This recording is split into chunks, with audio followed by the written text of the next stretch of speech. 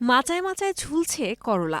তেতো স্বাদের পুষ্টিগুণে ভরপুর এই করলা চাষ করেই বদলে যাচ্ছে নোয়াখালীর সুবর্ণচরের কৃষকদের জীবন। একসময় নদীতে মাছ ধরা ছিল জীবিকার একমাত্র ভরসা। সেই মানুষগুলো এখন সফল কৃষক। করলার সবুজ মাচার নিচে জেগে উঠেছে নতুন আশার আলো, ফিরেছে মুখে হাসি। কেউ হয়েছেন লাখপতি, কেউ পেয়েছেন আত্মনির্ভরতার স্বপ্ন পূরণের পথ।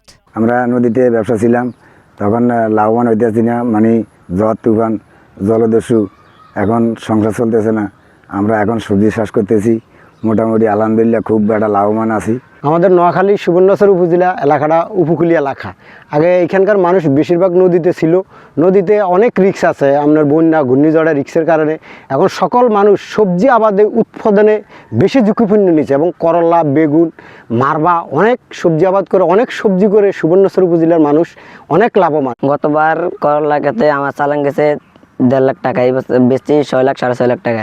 এই বছর খরচ গেছে 1 লাখ টাকা।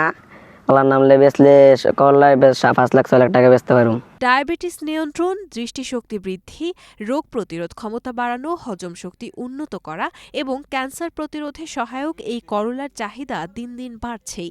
নিজেদের প্রয়োজন মিটিয়ে দেশের বিভিন্ন প্রান্তে করলা পাঠিয়ে পুঁজির কয়েক গুণ লাভ করছেন সুবর্ণচরের কৃষকরা। অনাবাদি জমি ও ধান চাষের জমিতেও এখন জনপ্রিয় হয়ে উঠেছে করলা চাষ। আশা করি যে এবার অন্যান্য বছরের তুলনায় ফসল ইনশাল্লাহ ভালো হবে, আর লাভবানও বেশি হওয়ার সম্ভাবনা ইনশাল্লাহ আছে যদি বাজার ভালো হয়। আল্লাহ যদি আমাদের দিকে মুখ তুলে চায় তাহলে প্রায় ধরেন খরচ বরচ বাদ দিয়ে কত 8-10 লক্ষ টাকা ইনকাম করার মতন ব্যবস্থা থাকবে যদি আল্লাহ সঠিক মতন ফসল দেয় এবং বাজার থাকে। এক সময় এখানে ধান চাষাবাদও হইতো বিশেষ করে, তো এখন ইতিমধ্যে ধান চাষ যেহেতু এই একটু কম লাভ হওয়ার কারণে এখানকার চাষিরা করলা এবং বিভিন্ন সবজি ওনারা পায়। এই চাষাবাদ করলে মানে ধান থেকে 10 থেকে 15 গুণ ওনারা বেশি লাভবান হইতেছে। বিশেষ করে আগাম সবজিগুলো ওনারা করতেছে, এই সবজিগুলো দেশের বিভিন্ন প্রান্তে আমাদের এখান থেকে যাইতেছে। সুবর্ণচর উপজেলার কৃষি অফিসের তথ্য অনুযায়ী চলতি অর্থবছরে সরকারি প্রণোদনায় 90 হেক্টর জমিসহ আগের তুলনায় 3 গুণের বেশি জমিতে করলা চাষ হয়েছে।